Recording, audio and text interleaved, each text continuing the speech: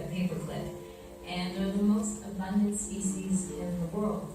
In the Antarctic, there's evidence to say that there's around 400 million tons of krill, and they replenish very quickly. So the krill fishery was born thinking that there would be plenty of krill for everybody. The annual catch limit in the area is 1% of the biomass, which leaves 99% for species that feed on krill.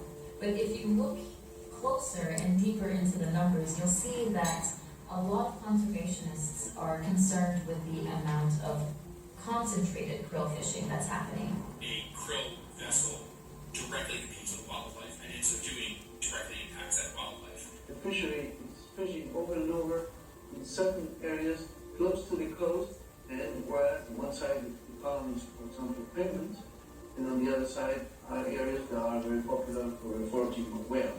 In the end, it's not so important how much krill we extract, but when and where. We are seeing studies that are showing up saying that it's having a negative effect on penguin populations, but it has yet to be determined what the level of impact is. But there's the whole other beast, which is climate change, and we just don't know the extent of how krill is going to be impacted by climate change. And that's why it's so important to keep our eyes on the Antarctic krill fishery as it continues to expand. Filmmaker, you will see later, an amazing film. So, Monaco Ocean Week has been for quite some years, and we owe them all the credit.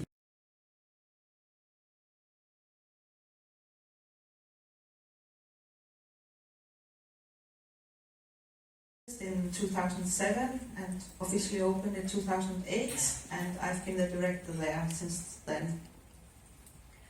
Field course, and we have about 20-30 students coming and staying for 10 days in Husavik for that. And where are we? We are in the Arctic, and you see Iceland below, and if we zoom in, then we have Iceland here, and northeast is by Husavik, and it's by the bay called Skjaldbreiddi Bay. And Nils Einarsson, he wrote an article a few years ago. It was called From Good to Eat to Good to Watch, Whale Watching Adaptation and Change in Icelandic Fishing Community.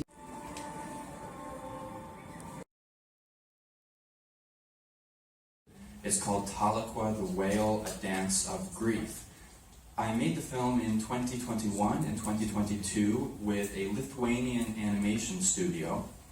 And for those of you who know my mother Amy, she actually conducted the soundtrack that you'll hear, which these apex predators, technically members of the dolphin family, are sometimes called killer whales, but there is more to them than their aquatic dominance.